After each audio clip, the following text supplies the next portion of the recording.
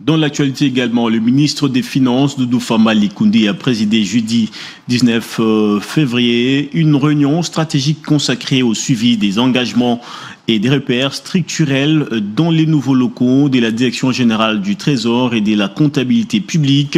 Le ministre a donc acté l'entrée effective de cette institution dans sa phase pleinement opérationnelle 14 ans après l'adoption de la loi numéro 11/011 du 13 juillet 2021 relatif aux finances publiques. La réforme de la déconcentration de l'ordonnancement devient ainsi une réalité concrète. N'est-ce pas, Naomi Longila? L'installation de la DGTCP dans un bâtiment moderne marque la fin d'une longue attente et offre aux agents et cadres un environnement de travail conforme aux standards d'une administration performante. Une avancée qui s'inscrit dans la vision du chef de l'État, Félix-Antoine Tshisekedi Tshilombo, en faveur d'une gestion plus transparente, rigoureuse et efficace des deniers publics. Dès son arrivée, le ministre des Finances, Doudou Fambali Koundé Libotaï, a été accueilli en pompe par les agents et cadres de cette entreprise.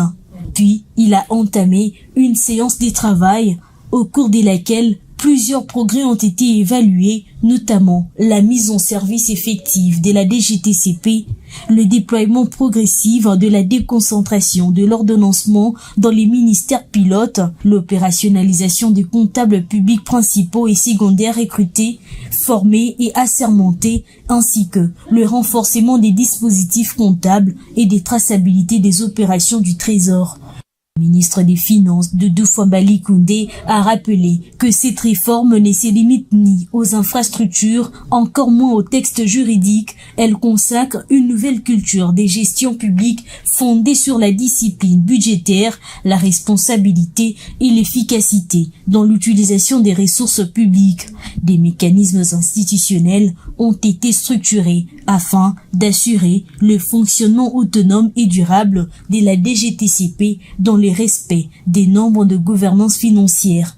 14 ans après son inscription dans la loi, la déconcentration de l'ordonnancement est matérialisée, dotant la République d'un trésor modernisé, capable d'assurer la traçabilité, la discipline et l'efficacité de chaque franc congolais engagé au service du développement et du bien-être de la population.